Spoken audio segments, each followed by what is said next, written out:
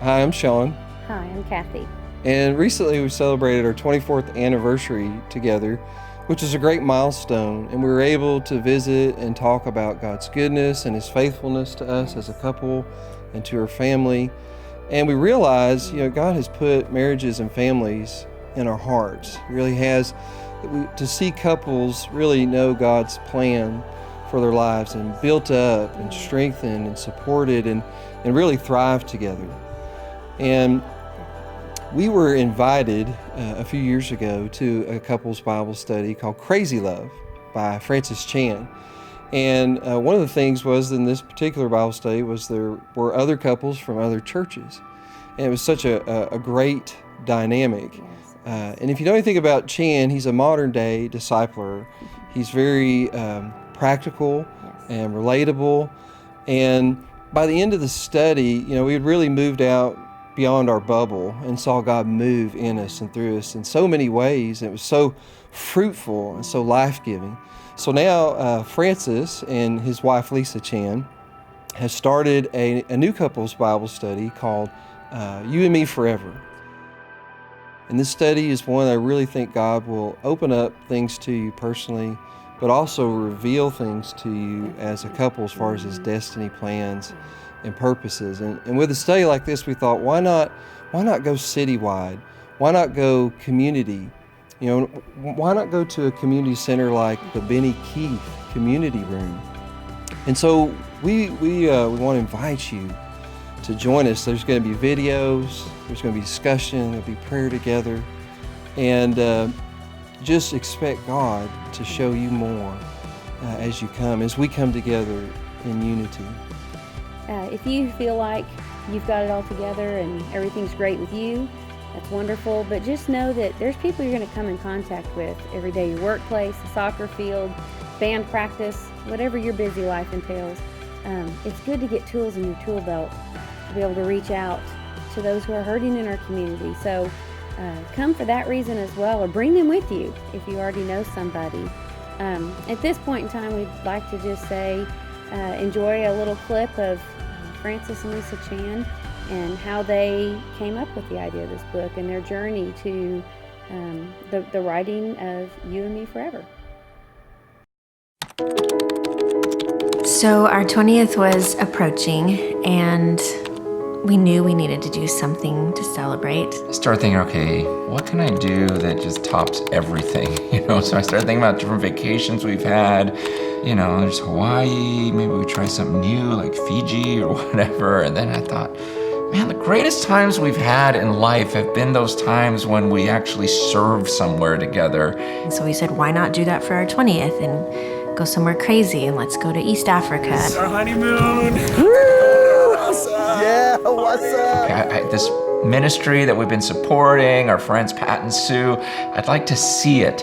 And she agreed. We knew this wasn't going to be a trip that was, mushy all about us. And I guess it would be easy to think that we were a little crazy to expose ourselves to real starvation.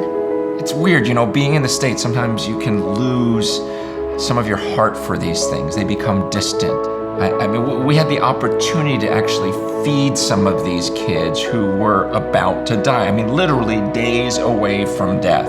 To be in that environment with my wife and to see her that way on our 20-year anniversary, it was powerful.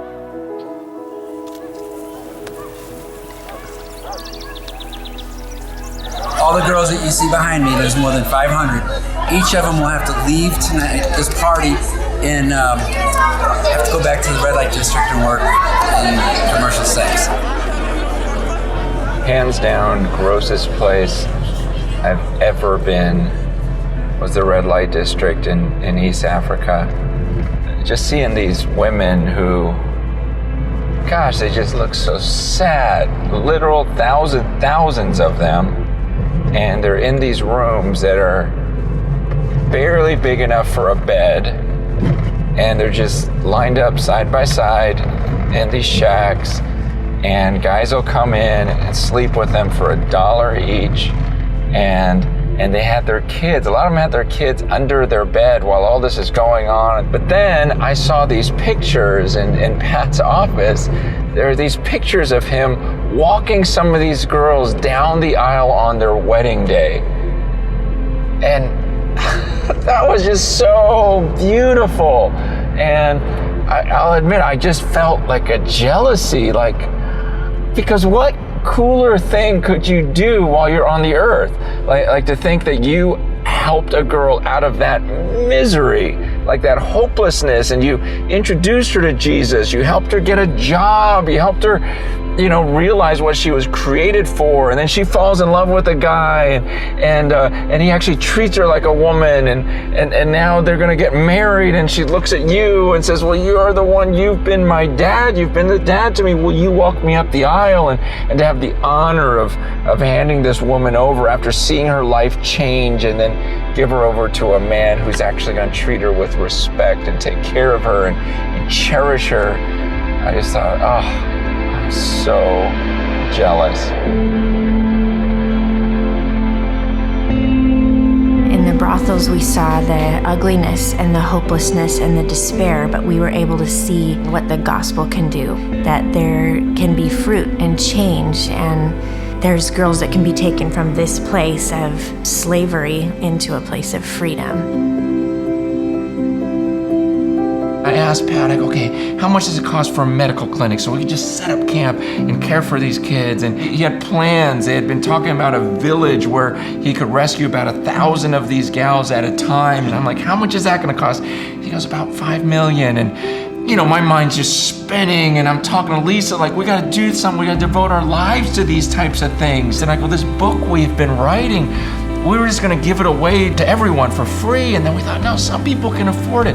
Why don't we leverage that and use that money and help build this village, and we can raise $5 million. On the one hand, we have this burden, like we need to get this message out for free, really, because why are we going to charge believers to be able to read something that might benefit them and push them towards Christ? And then on the other hand, we have this burden, like, but wait, we've got to garner as many resources that we can to be able to fund these projects. You can download the version for free for those who can't afford to buy a copy. But at the same time, those who can, they can buy it knowing, wow, I'm a part of what God's doing. And we just started getting excited, going, let's do this with excellence. Let's self-publish. We start recruiting filmmakers. We're getting guys that develop apps, all sorts of people to just jump on the team. As everyone started pitching in and wanting to do this, what was going to be just Lisa and I writing a book became this team effort where You and Me Forever was going to be about something that was not only going to affect a bunch of marriages, but it was the body of Christ coming together to help our brothers and sisters in another part of the world.